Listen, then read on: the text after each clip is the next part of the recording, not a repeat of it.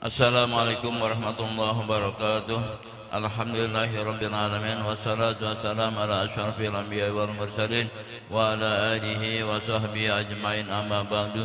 Yang sama-sama kita muliakan guru kita Ustaz Dr. Helmi Yusuf, bapak-bapak hadirin jamaah Masjid Anwar yang dimuliakan Allah Subhanahu wa taala. Puji dan syukur kita panjatkan kehadiran Allah atas semua nikmat yang diberikan kepada kita. Alhamdulillah pada sore ini kita berkumpul bersama bermuajahah dalam mencari ridha Allah Subhanahu wa taala. Salawat dan salam tak lupa kita sampaikan kepada junjungan Nabi besar Muhammad sallallahu alaihi wasallam. Mari sama-sama kita baca suratul Fatihah. Kita mohon kepada Allah agar Allah sampaikan pahalanya untuk kedua orang tua kita yang telah berpulang ke rahmatullah, muslimin dan muslimat, dan orang-orang yang berjasa dalam pembangunan Masjid Al-Anwar ini. Al-Haziniya Al-Fatihah. A'udzubillahi minasyaitonir rajim. Bismillahirrahmanirrahim. Alhamdulillahi rabbil alamin arrahmanir rahim maliki yaumiddin iyyaka na'budu wa iyyaka nasta'in ihdinas siratal mustaqim siratal ladzina an'amta 'alaihim ghairil maghdubi 'alaihim waladdallin. Mari sama-sama kita lihat iktikaf duduk kita di masjid ini. Mudah-mudahan apa yang kita niatkan akan mendapatkan ganjaran dari Allah Subhanahu wa taala. Selanjutnya pada Helmi kami bicarakan untuk pengajian. Assalamualaikum warahmatullahi wabarakatuh. Bismillah walhamdulillah wassalatu wassalamu ala sayyidina Muhammad ibn Abdullah al-qa'im bihuquqillah adada ma fi ilmillah salatan daimatan bidawami mulkillah wa ala alihi wa sahbihi ma daqat illa wa farrajahallah, amma ba'du. Qalu subhanaka la ilma lana illa ma 'allamtana innaka antal alimul hakim wa la hawla wa la quwwata illa billahil aliyyil azim. Rabbi shrah li sadri wa yassir li amri wahlul 'uqdatam min lisani yafqahu qawli. Rabbi shrah li sadri wa yassir li amri wahlul 'uqdatam min lisani yafqahu qawli. Rabbi shrah li sadri wa yassir li amri wahlul 'uqdatam min lisani yafqahu qawli bijahi sayyidina Muhammadin sallallahu alaihi wasallam. Para alim ulama, para asatizah, para hujjaj, jamaah yang kami hormati, alhamdulillah kita bersyukur pada Allah Subhanahu wa taala pada malam hari ini kita bisa kembali hadir di Masjid Jami' Al-Anwar, baik dalam rangka melaksanakan salat berjamaah maupun juga dalam rangka ta'lim yang biasa kita laksanakan. Salawat dan salam semoga selalu tercurahkan ke hadirat baginda Rasulullah sallallahu alaihi wasallam. Sebagai bahan ingatan dari pembahasan kita yang lalu, bahwa dari zaman ke zaman di mana munculnya dan diangkatnya Rasul oleh Allah Subhanahu wa taala, maka pada masa itu akan selalu ada orang-orang yang menghina, mencaci maki, merendahkan dan menjadi musuh para rasul tersebut, sampai berlangsung ya di masa Nabi Muhammad sallallahu alaihi wasallam. Bahkan untuk Nabi Muhammad, penghinaan dan pembunuhan karakter terhadap Nabi Muhammad itu sendiri tidak berakhir dengan kematian Nabi Muhammad. Sampai sekarang masih ya banyak orang yang selalu mencaci maki, menghina, merendahkan ya ajaran Nabi Muhammad, bahkan pribadi Nabi Muhammad itu sendiri. Tidak sedikit juga yang mencaci maki, yang menghina, yang membuli, itu bahkan dari kalangan orang Islam itu sendiri. Bahkan juga dari kalangan orang-orang yang ilmunya mumpuni, bahkan bisa jadi jabatannya sangat luar biasa. Nah, namun Nabi Muhammad sudah diberitahukan dari Allah Subhanahu wa taala bahwa penghinaan, caci maki, perilaku merendahkan para nabi memang itu sudah berlaku dari semenjak dahulu kala.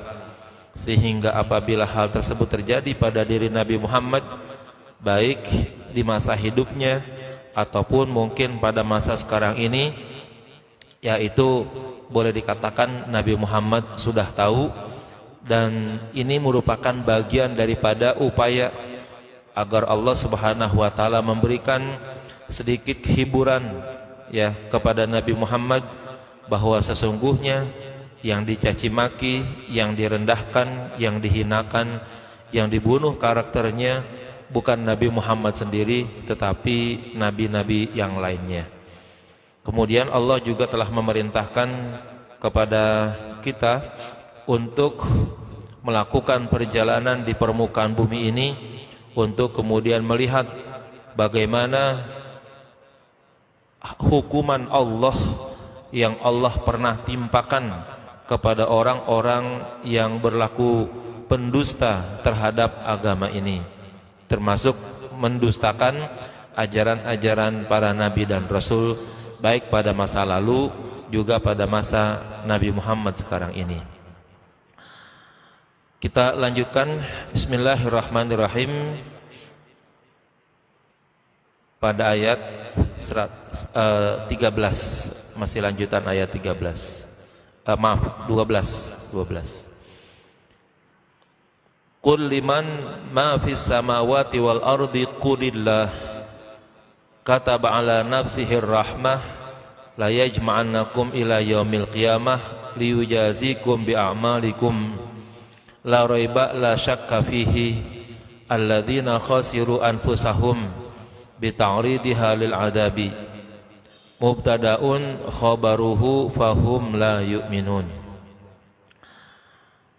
Katakanlah, ayat ini sudah kita baca kemarin. Katakanlah, milik siapakah segala sesuatu yang ada di langit dan yang ada di bumi? Jawablah hai Muhammad, lillah, itu semuanya adalah milik Allah. Illam yaquluhu la jawaba ghairihi. Kalau mereka tidak mengatakan bahwa yang ada di langit dan di bumi itu adalah milik Allah, maka tidak ada pantas jawaban yang lainnya. Kataba qada ala nafsihir rahmah, Allah telah menetapkan bagi dirinya untuk memberikan kasih sayangnya, fadlam minhu, sebagai anugerah dari Allah. Wa fihi talattufun fi du'aihim ilal iman, pada ayat ini merupakan bentuk kasih sayang untuk mengajak mereka menuju kepada iman. La yajma'annakum ila yaumil qiyamah, sungguh Allah akan menghimpun kalian pada hari kiamat atau sampai hari kiamat. Untuk apa? Liyujazikum bi a'malikum, agar Allah memberikan balasan terhadap perbuatan-perbuatan yang kalian lakukan. La raiba fi, la syakka fi, di mana peristiwa tersebut tidak lagi ada keraguan di dalamnya. Alladzina khasiru anfusahum, orang-orang yang membuat diri mereka menjadi rugi, bi ta'ridiha lil adab, di mana mereka menyodorkan diri mereka kepada siksa Allah. Ayat itu atau alladzina khasiru adalah mubtada, khabaruhu, khabarnya fahum la yu'minun, maka sesungguhnya mereka adalah orang-orang yang tidak beriman, orang-orang yang menjadikan merugi pada diri mereka, di mana mereka melakukan tindakan-tindakan yang membawa kepada azab. Itu adalah orang-orang yang tidak beriman. Jamaah sekalian yang kami hormati, dalam ilmu teologi, ilmu ketuhanan tentang tauhid, itu bukan saja pada ajaran agama Islam, pada semua ajaran agama itu apabila berbicara tentang Tuhan, maka ada 3 hal yang wajib dimiliki oleh Tuhan itu sendiri, ya. Yang lainnya itu bisa jadi tambahan. Yang pertama, harus ada pengakuan di dalam kitab suci bahwa Tuhan itu mengakui dirinya sebagai Tuhan. Kalau kita adalah Allah, maka Allah mengakui dirinya adalah sebagai Tuhan. Yang kedua, itu jelas Tuhan itu mengakui bahwa dirinya adalah sebagai pencipta. Dan yang ketiga, Tuhan yang dirinya mengakui dengan namanya itu mengakui dan menyatakan secara gamblang bahwa dirinya adalah pemilik alam. Dalam hal ini yang paling gampang adalah langit dan bumi.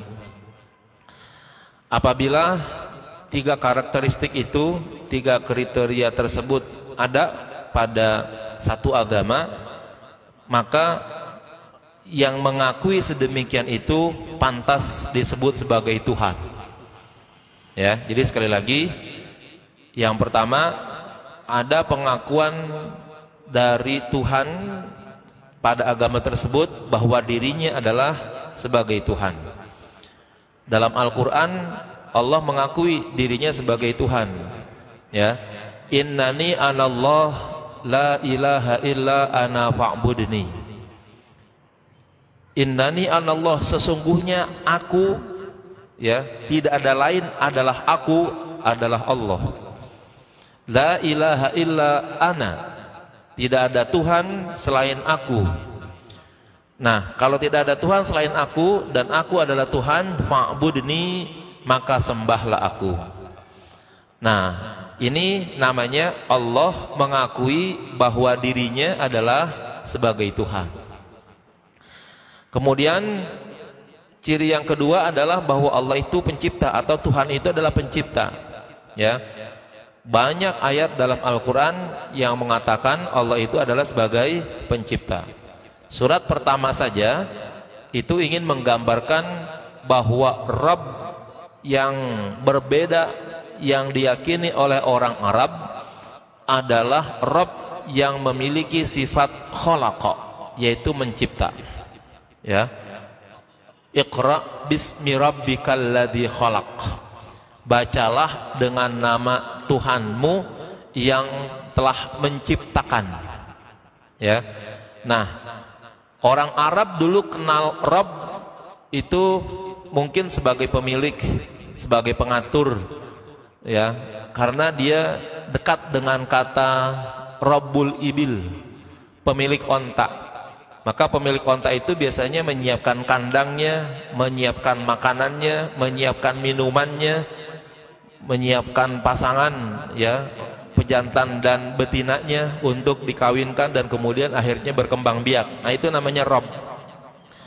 Tetapi untuk Rabb yang khalaqa gitu, Iqra bismi rabbikal ladzi khalaq, ya, bacalah dengan nama Tuhanmu yang Maha Pencipta, yang telah menciptakan. Maka kata khalaqa itu belum dikenal dalam bangsa Arab untuk disematkan kepada Rabb yang mereka kenal. Nah, Nabi Muhammad memperkenalkan tuh, ya, ada Rabb tapi dia sebagai pencipta. Nah, pada ayat yang kita baca sekarang ini itu ada ciri yang ketiga, yaitu Tuhan yang mengakui hasil ciptaannya dan kepemilikannya. Ya, maka di situ dikatakan qul liman ma fis samawati wal ard qul lillah. Katakan, ya, milik siapa yang ada di langit dan di bumi, ya, disuruh menjawab dengan sebutan qul lillah. Ya, katakan hai Muhammad, yang ada di langit dan yang ada di bumi, lillah, itu semuanya adalah milik Allah. Nah, kalau tiga kriteria ini disebutkan di dalam sebuah kitab suci misalnya, siapapun Tuhan itu sebenarnya dia layak dianggap sebagai Tuhan dalam ilmu teologi begitu. Ya. Cuman permasalahannya kalau kita telusuri misalnya kitab-kitab yang dibaca dan dijadikan sebagai kitab suci oleh umat beragama yang ada di dunia ini, itu baru ditemukan Al-Quran saja, ya, yang Tuhannya dalam hal ini Allah mengakui namanya sebagai Tuhan, mengakui dirinya sebagai Tuhan, yang dirinya mengakui bahwa adalah sebagai pencipta, dan yang dirinya mengakui sebagai pemilik alam, itu baru hanya Islam saja. Ya, kitab suci yang lain semakin modern ke sini, ya, itu semakin tidak didapati ciri-ciri Tuhan yang seperti itu, ya. Nah, ini menjadi bahan iman yang paling kokoh bagi kita untuk kita katakan bahwa Allah itu adalah Tuhan dan tidak ada Tuhan lain selain Allah, dilihat dari 3 ciri tersebut, ya. Mengakui bahwa dirinya adalah sebagai Tuhan, mengakui bahwa dirinya adalah sebagai pencipta, mengakui dirinya sebagai pemilik alam semesta, itu adalah ciri daripada Tuhan. Kalau manusia ingin mengembangkan sifat yang lain daripada sifat ketuhanan, boleh-boleh saja, tetapi banyak nanti manusia yang pengetahuannya masih dasar, itu akan gampang menolaknya, ya, walaupun sebenarnya pasti ada. Misalnya dikatakan bahwa Tuhan Maha Pengasih, dalam ayat ini sebenarnya Allah ingin mengembangkan itu. Tetapi kalau ingin dikatakan bahwa ciri daripada Tuhan itu adalah sebagai Maha Pengasih, nanti manusia yang pemikirannya masih sangat dangkal itu bisa menolak. Tuhan Maha Pengasih, mau ngasih apa dia sama saya? Itu begitu jadinya. Saya dari dulu susah mulu, nggak pernah dikasih Tuhan. Itu kira-kira begitu jawabannya. Maka kalau dibilang bahwa Allah Maha Pengasih, itu bisa ditolak oleh orang yang pemikirannya masih mendasar. Jadi sifat Maha Pengasih pada diri Tuhan itu tidak selalu menjadi ciri yang paling utama. Nanti menjadi ciri yang berikutnya, ya.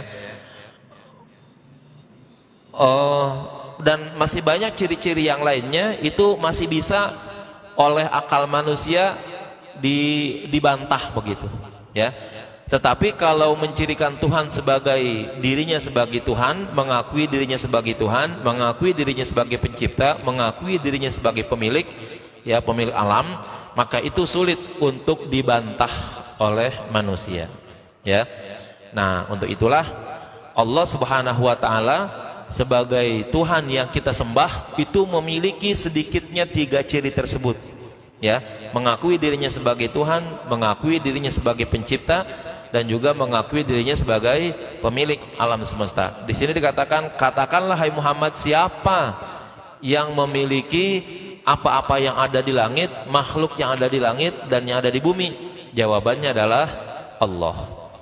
Nah, setelah adanya pengakuan bahwa pemilik alam jagat raya itu adalah Allah, baru Allah menjelaskan dirinya ingin berlaku kasih sayang kepada semua hambanya, ya. Maka nanti muncul pada diri Allah sifat-sifat baik, di antaranya, ya, yang sering kita baca pada Bismillahirrahmanirrahim, yaitu ada sifat Ar-Rahman dan sifat Ar-Rahim. Kemarin sudah dijelaskan bahwa dengan sifat Ar-Rahman yang ada pada diri Allah, maka Allah mengasihi semua makhluk yang memang Allah sendiri yang menciptakannya, ya. Menjadi sebuah kewajaran, menjadi sebuah kepantasan kalau Allah membuat sesuatu, Allah menciptakan sesuatu, Allah memiliki sesuatu, Allah juga sayang kepada sesuatu itu. Mungkin kalau kita mau analogikan dengan diri kita sendirilah sebagai manusia, walaupun tidak seluruhnya sama, ya. Kita memiliki rumah, kita memiliki alat-alat, ya, handphone, mobil, motor, kita punya istri, kita punya anak. Wajar kalau kita ingin menyampaikan kepemilikan tersebut dengan ungkapan rasa kasih sayang, di mana mungkin kita rawat, kita jaga, ya, dan lain sebagainya. Rumah, ya, yang kita miliki, kita sayangi, kita jaga. Bocor, kita tambel, ya kan, walaupun bocornya kecil. Rusak, kita dandanin. Catnya kotor, kita tambelin. Itu kira-kira gambaran yang ada pada diri kita. Begitu juga Allah, ya. Kalau kita punya rumah yang bocor tuh, misalnya di WC, ya, mohon maaf, di WC tuh bocor, kan ruang tamu masih ada yang bagus, ya. Ruang tamu mungkin di situ ada mebel, ada perhiasan-perhiasan, ada alat-alat yang kita pajang, mungkin dimana kalau tamu datang ke situ dia melihat harta milik kita, Di situ begitu indahnya, tapi bocornya di WC. Jangan kemudian kita selaku pemilik rumah merasa aman-aman aja. Biarin amat bocornya di WC. Enggak. Biar bocornya di WC tetap kita dandanin karena itu rumah kita. Padahal WC tempat yang mungkin kita anggap sebagai bagian daripada tempat kotoran dan buruk. Tetapi karena kita yang memiliki rumah tersebut, kita perbaiki tuh bocornya yang ada di WC. Karena nanti kalau kita mau buang air, giliran hujan dan bocor, ya diri kita juga yang kagak enak, ya. Artinya apa kalau begitu? Kalaulah ada orang yang baik di dunia ini, ya, yang taatnya sangat luar biasa kepada Allah, tentu pasti Allah kasihi dia. Tetapi kalau ada makhluknya yang berperilaku buruk, yang berbuat jahat, yang mungkin menentang keberadaan Allah itu sendiri, itu bagi Allah tidak menghalangi untuk memberikan kasih sayang Allah kepada makhluk itu. Ya, kalau ada orang kafir misalnya, dia begitu ingkar kepada Allah, begitu tidak mau mengakui akan keberadaan Allah, Allah tidak peduli, dia adalah makhluknya, tetap Allah akan berikan rasa kasih sayang kepadanya. Allah tidak akan putuskan rezekinya, Allah tidak akan matikan sebelum dia akhir ajalnya sesuai dengan yang Allah tetapkan pada lauhil mahfuznya dan catatannya. Semua berjalan apa adanya. Ya, kalau ada orang begitu jahatnya, hidupnya anggaplah misalnya 70 tahun, udah berlangsung 70 tahun. Pas 70 tahun baru nanti Allah matikan begitu. Tidak Allah akan berubah pada masa zaman azali. Allah tetapkan ada seseorang fulan A umurnya 70 tahun, tapi akhirnya dia kafir. Tiba-tiba Allah putuskan gitu umurnya jadi 50 tahun. Enggak gara-gara kafirnya umurnya tersebut jadi kurang, tidak. Tetap Allah langsungkan apa yang telah Allah tetapkan. Rezekinya di zaman azali Allah tetapkan si fulan A itu sekian, ya, sekian ribu juta, sekian miliar, mungkin sampai triliunan. Allah akan turunkan kepadanya sampai tetes-tetes terakhir daripada rizki tersebut tidak Allah akan kurangi sebelum rizki itu sampai kepada si hamba tersebut, sekalipun si hamba tersebut begitu ingkarnya kepada Allah Subhanahu wa taala. Ya, karena apa? Karena Allah telah menetapkan rahmah kasih sayang kepada makhluknya. Nah, apatah lagi kepada hamba-hambanya yang beriman. Nah, hamba-hambanya yang beriman, kemarin kita sudah jelaskan, memiliki dua kasih sayang pada dirinya.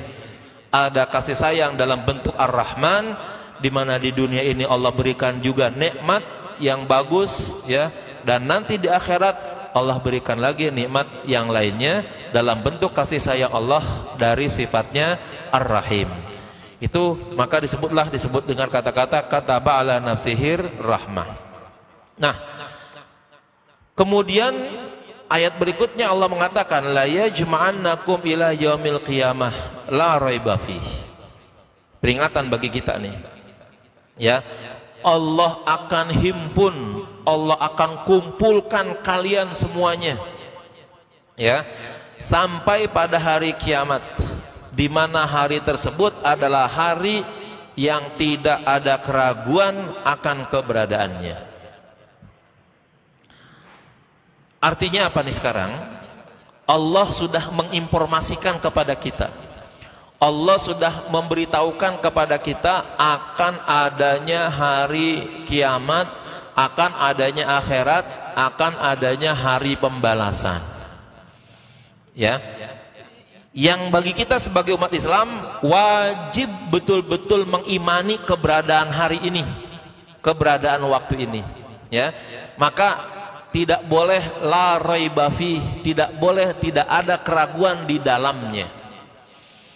Ya, jadi ingkar saja, ragu saja enggak boleh, apalagi naik kepada ingkar akan adanya hari kiamat tersebut. Enggak boleh tuh. Bagi orang yang beriman wajib mengimani akan adanya hari kiamat, hari pembalasan atau negeri akhirat.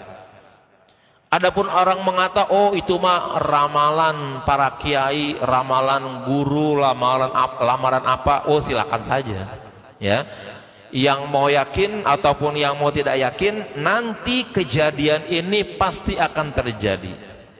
Ya, maka menjadi kerugian besar pada ayat berikutnya nanti bagi mereka yang tidak mau mempersiapkan yang terbaik untuk kesiapan mereka nanti menuju hari akhirat kelak.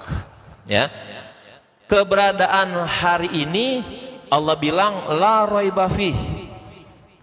Jangan sampai ada keraguan yang keraguannya itu muncul gara-gara digoyang oleh orang lain. Ya. Jadi ada syakka, ada raiba. Nih, ada syakka, ada raiba. Kalau syakka itu ragu yang sebenarnya hampir datang dari diri sendiri gitu. Kalau mau katakan begini misalnya, saya ragu sama hari kiamat. Nah, itu datangnya dari sendiri itu. Tapi kalau raiba, la raiba fi, itu sebenarnya orang ini dari dulunya udah yakin. Ya. Asalnya itu udah percaya.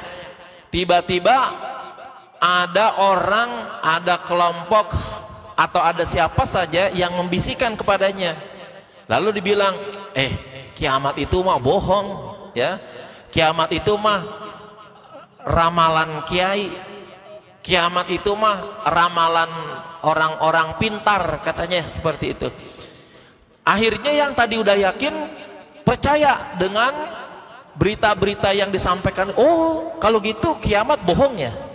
Kalau gitu kiamat hoak ya. Kalau gitu balasan di hari kiamat enggak ada ya. Oh, gitu ya. Nah, keraguan ini nih yang kayak begini yang datangnya dari orang lain, itu namanya raiba gitu ya. Kita enggak boleh menjadikan ragu terhadap adanya hari kiamat, apalagi gara-gara ya diojok-ojok sama orang lain gitu. Ya, diejek-ejek atau diberitakan oleh orang yang memang dia sendiri sebenarnya juga bukan orang-orang baik juga begitu.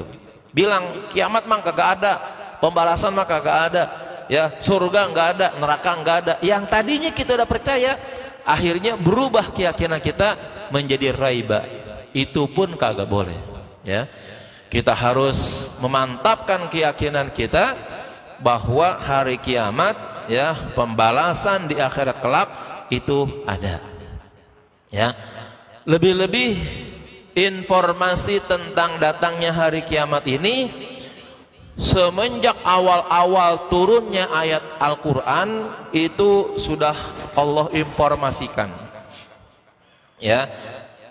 Surat Al-Fatihah itu termasuk surat-surat awal yang turun sempurna, 77 ayatnya tuh, ya.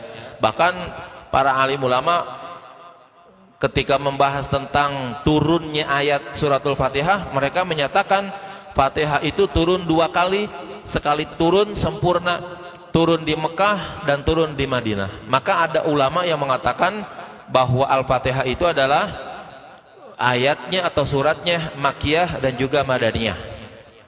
Apa yang saya maksud? Surat Al-Fatihah walaupun tidak awal turun, tapi bagian daripada yang awal-awal turun gitu. Masa awal-awal kenabian Nabi Muhammad. Nah, ketika turun di sana sudah menjelaskan tentang kata-kata Maliki Yaumiddin. Itu yang kita sering baca tuh, ya. Maliki Yaumiddin, yang mengatur, yang mengelola, ya, terhadap adanya hari pembalasan. Kalau seandainya hari pembalasan, hari kiamat itu tidaklah ada gitu, maka tidak penting rasanya ayat ini ada pada surat Al-Fatihah, bahkan menjadi surat yang awal-awal turun.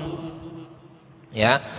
Ini berarti kalau begitu menginformasikan kepada kita, ya, hari kiamat itu ada, hari pembalasan itu ada, dan satu-satunya yang mengatur dan yang berhak membalas atas amal-amal ibadah dan perbuatan manusia cuma Allah Subhanahu wa taala, ya. Yang lain tidak bisa memberikan balasan terhadap amal perbuatan tersebut, ya. Kalau hubungannya dengan Yaumiddin, hari pembalasan, berarti amal perbuatan kita yang baik dan yang buruk itu nanti nampaknya di hari kiamat baru kelihatan, begitu. Tapi dilihat dari sisi pentingnya adalah begitu hebatnya Allah mencantumkan informasi bahwa dirinya adalah sebagai pembalas, pemberi balasan pada hari kiamat, dan itu Allah sudah informasikan di awal-awal surat yang turun. Oh, kalau begitu menyatakan bahwa hari kiamat, hari pembalasan, yaumul jaza, yaumuddin itu adalah benar adanya. Karena dari awal-awal surat pun sudah Allah informasikan hal yang sedemikian tadi.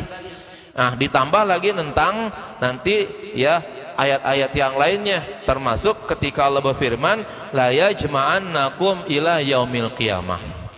Ya, dengan demikian maka hari kiamat itu ada, hari pembalasan itu ada. Nah, bagi orang Islam yang beriman kepada Allah dan hari akhir, tidak boleh tergoyahkan imannya ya terhadap hari akhir ini.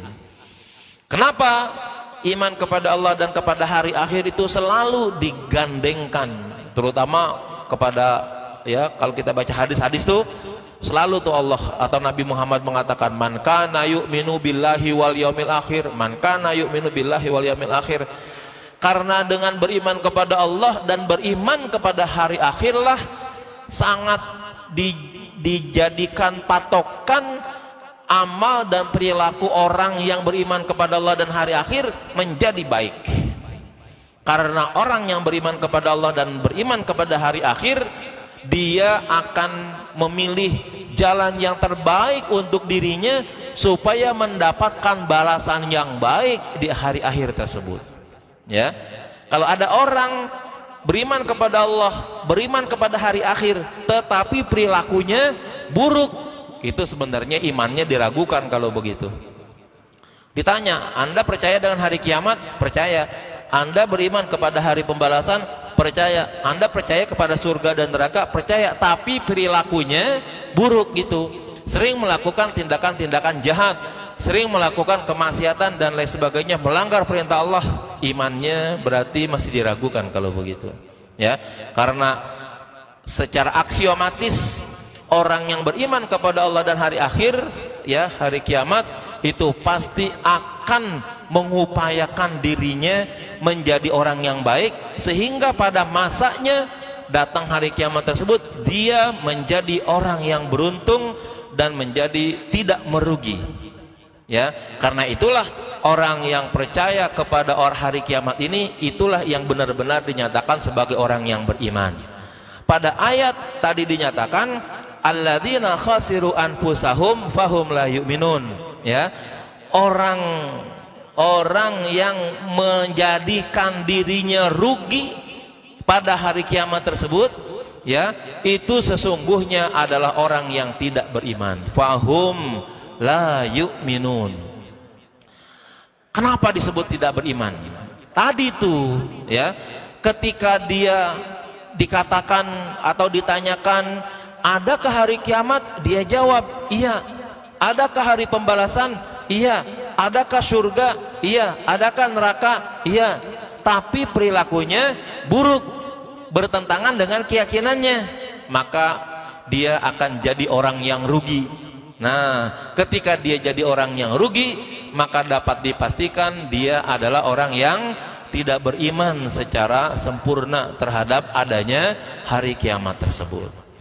Nah, kita ya selaku orang yang beriman, ya, selaku orang yang percaya nih kepada Allah dan kepada hari akhirat, ya, sudah menjadi kewajiban yang tidak bisa kita hindari untuk selalu kita mencari yang terbaik dalam perbuatan kita. Supaya apa? Supaya kita tidak merugi nanti di akhirat. Di balik itu, kalau kita sudah berbuat yang terbaik sesuai dengan arahan Allah dan Rasulnya supaya menjadi beruntung, maka dapat dipastikan kalau kita melakukan yang terbaik akan adanya pembalasan di hari kiamat tersebut, maka kita dinyatakan adalah orang yang beriman. Mafhum muwafaqah, ya, pada ayat ini alladzina khasiru anfusahum fahum la yu'minun, itu menyatakan begini, orang yang rugi, ya, orang yang rugi di hari kiamat tersebut, atau orang yang menjadikan dirinya rugi pada hari kiamat tersebut adalah orang yang tidak beriman. Ayat ini mesti kita pahami kalau gitu baik-baik. Bagaimana supaya kita menjadi tidak rugi, gitu ya. Maka orang yang beruntung adalah orang yang beriman kepada hari kiamat. Bentuk daripada keberuntungan tersebut tidak ada lain adalah dengan melakukan amal-amal, perilaku-perilaku yang baik yang telah diajarkan oleh Allah dan Rasul-Nya, ya, untuk kita lakukan dalam kehidupan sehari-hari kita.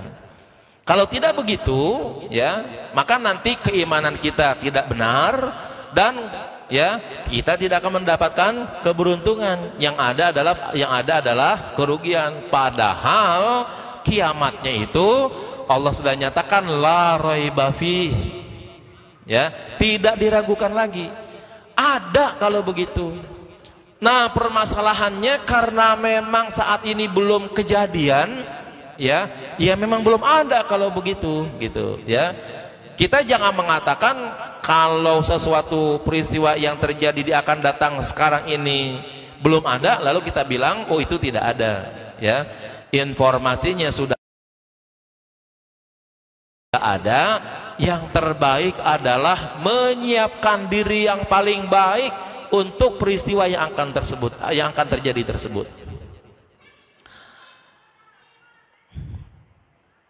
Coba perhatikan, kita termasuk orang yang mungkin percaya dengan adanya ramalan cuaca.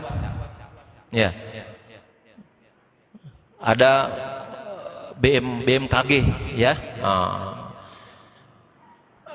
Ramalan itu kan dia berdasarkan fakta-fakta alam tuh begitu, ya.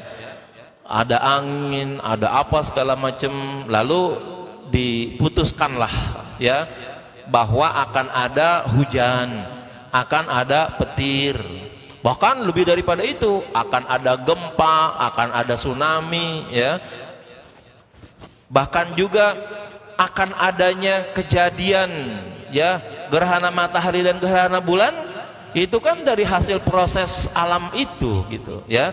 Dan itu bisa kita cari informasinya melalui BMKG begitu misalnya.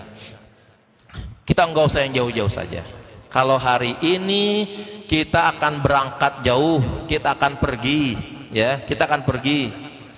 Maka salah satu yang penting untuk kita baca informasi adalah tentang ramalan hujan atau tidak, gitu aja dulu, yang paling yang enteng tuh begitu. Kita mau pergi kemana nih? Anggaplah mau jalan-jalan, ya, Cibodas dah yang umum, ya. Maka penting tuh kita baca, ya, berita dari Badan Meteorologi, ya, Geofisika. Hujan enggak di sana, ya? Kalau hujan paling tidak kita nyiapin payung. Paling tidak kita nyiapin pakaian ganti kalau seandainya baju kita basah. Ini kan namanya antisipasi, ya. Udah kita siapin payung, udah kita siapin baju ganti supaya nanti kalau hujan terjadi demikian kita bisa siap begitu. Andaikan kagak kejadian hujan di sana, nggak rugi kita bawa payung, nggak rugi kita bawa baju ganti, itu begitu. Daripada kita udah tahu, wow, di Cibodas hujan, ada petir, hujannya gede katanya, ya. Terus udah jalan tanpa bawa payung, tanpa bawa baju ganti. Ternyata di sana betul hujan. Akhirnya lepek-lepekan, baju basah, kagak ada baju untuk diganti, ya. Itu kan namanya rugi kalau begitu, ya kan? Dari Jakarta Cibodas kan kalau seandainya jalannya lancar aja, kudu 2 jam itu perjalanan kalau begitu. Kalau kita dalam kondisi basah-basahan karena hujan, bisa sangat dingin dan bisa jadi akhirnya menimbulkan penyakit. Di dunia saja kita perlu tuh seperti itu, ya, untuk persiapan, ya, hal-hal yang kita hadapi di dunia ini, gitu, ya. Jadi Jangan disembarangkan dan jangan disepelekan terhadap berita-berita yang memungkinkan ya untuk kita mengantisipasi kejadiannya untuk diri kita sendiri. Jangan sampai ke akhirat dah, di dunia saja udah amat penting bagi keselamatan, bagi kebahagiaan kita diri sendiri. Oh, apatah lagi kalau bentuknya sampai ke hari kiamat. Pasti itu jauh lebih penting untuk kita persiapkan. Kenapa? Karena kagak ada balik lagi. Itu yang paling susahnya di sono. Ya. Kalau kita pergi ke Cibodas tadi tuh, ya, kita udah baca hujan, kita kagak bawa payung. Hujan, kita nggak bawa ganti. Lalu di sono basah-basahan, hujan-hujanan. Akhirnya, ya, balik. Ya, pas balik itu kita bisa ganti pakaian kita. Kita bisa mandi air hangat supaya badan kita menjadi hangat, seolah-olah kejadian tadi mah bisa dianulir, gitu aja. Tapi kalau nanti udah sampainya di akhirat gitu, dari sekarang udah ada informasinya, tapi amal kita buruk, lalu kemudian kita merugi di sono, mau balik kemana lagi, gitu, ya? Mau berbuat apa lagi? Itu udah selesai segala-galanya di sana tuh pada waktu itu, ya kan? Udah nggak ada lagi masa untuk berbuat bagi manusia di saat itu. Allah nggak bakalan, ya, yang merasa rugi, yang merasa belum untung, yang merasa amalnya ibadah, ayo balik lagi ke dunia. Enak kalau begitu, ya. Kita bikin rugi aja tiap taat begitu, ya. Kalau ada tuh pemberitahuan dari Allah bahwa yang rugi boleh balik lagi, setiap kiamat kita bikin rugi, gitu aja, ya. Kita rugi ini amal kita, jangan dicukupin buat masuk surga begitu, ya kan? Kata Allah, ya udah balik lagi, kiamat lagi, nanti Allah kasih tahu lagi, oh yang rugi balik lagi. Enak kalau begitu melulu, ya kan? Udah, nggak usah diuntung-untungin, nggak usah dibanyak-banyakin, biarin nggak masuk surga, yang penting bisa lagi balik ke dunia, gitu misalnya, ya. Tapi kan yang demikian tidak bakal terjadi. Kalau sudah hari kiamat, putus semua, ya kan, selesai semua, tinggal Allah Subhanahu wa taala memberikan balasan kepada manusia. Nah, untuk itu penting bagi kita untuk menyiapkan segala sesuatu yang terbaik, ya. Jangankan untuk sampai ke akhiratnya, pas matinya aja tuh orang itu udah banyak mempertimbangkan untung dan rugi pada waktu itu. Kalau di sini dikatakan bahwa kejadiannya hari kiamat ada orang yang merugi, bagian daripada orang yang tidak beriman, itu masih terlalu jauh kali. Tapi baru mati saja orang sudah banyak mempertimbangkan kerugiannya. Ya, dalam ayat yang lain Allah berfirman, hatta idza jaa ahadahumul maut qala rabbirji'un la'alli a'malu salihan fima taraktu kalla innaha kalimatun huwa qailuha wa min waraihim barzakhun ila yaumi yub'atsun. Ini bagi orang yang baru mati nih, ya, itu ngomongnya seperti itu. Apabila datang kepada mereka kematian, lalu mereka itu ngomong, ya Allah, ya Tuhan kami, irji'uni, balikin aku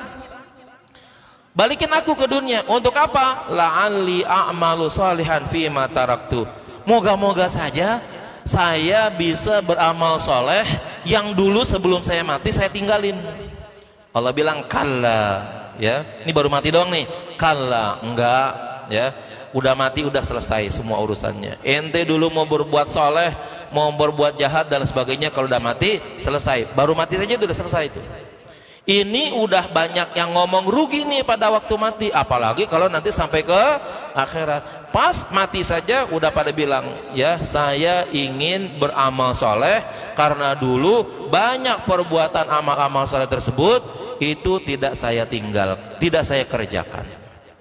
Ya, nah untuk itu supaya jangan menjadi alladzina khasiru anfusahum, penting untuk kita memperbaiki amal-amal ibadah kita, ya.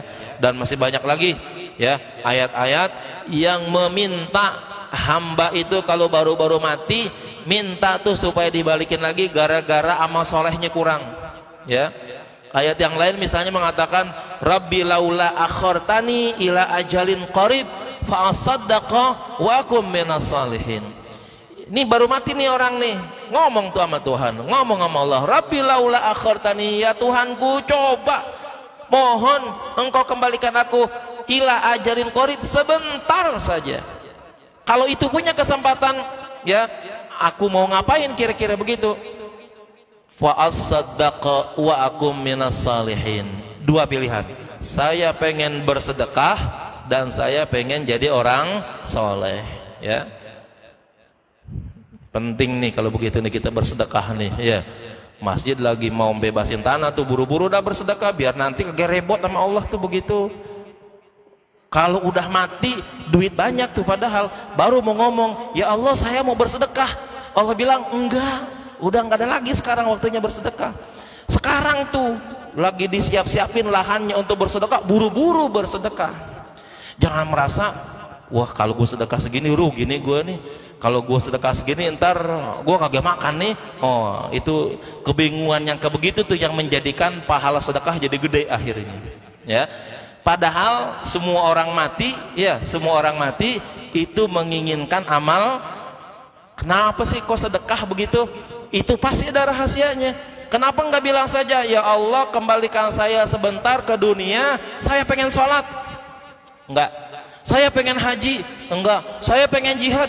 Enggak. Ya kan, saya pengen umroh? Enggak juga.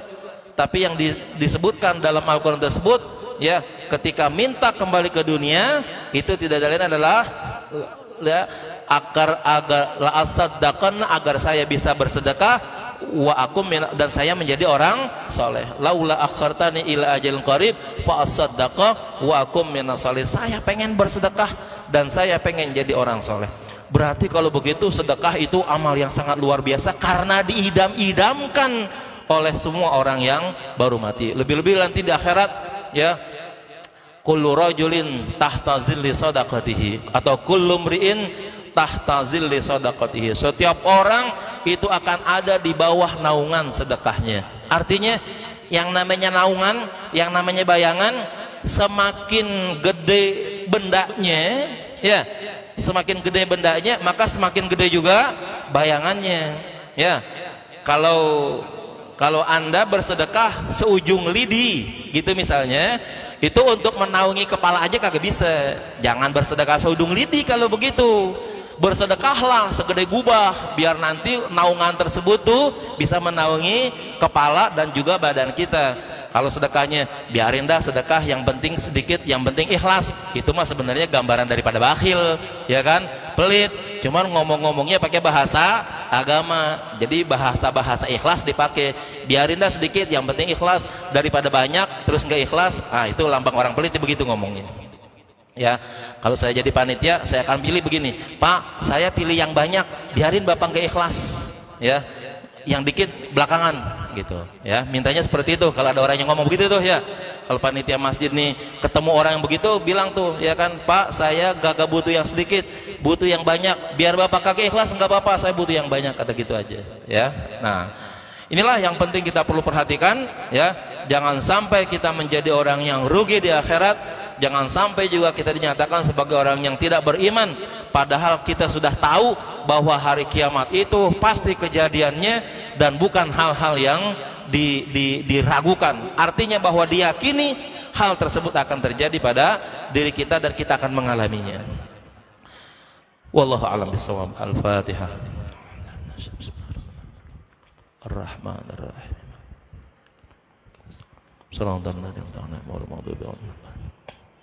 Bismillahirrahmanirrahim. Alhamdulillahirabbil alamin. Allahumma salli ala sayyidina Muhammad wa ala ali sayyidina Muhammad. Allahumma arzuqna fahman nabiyyin hifzal mursalin salaatul muhammadil muqarrabin. Allahumma anfa'na bima 'allamtana wa 'allimna ma yanfa'una wa 'allimna ma jahilna. Allahumma ja'alna wa auladana banatina wa dzurriyyatina min al-hammi wal khair wa la taj'alna wa iyyahum min al-syarri wad dhair wa aftah qulubana wa quluba mutal 'arifin wa hdina wa iyyahum Salatul ladina amta alaihim wa rahmatullahi alaihim raddalin. Rabbana atina fid dunya hasanah fil akhirati hasanah wa qina adzabannar.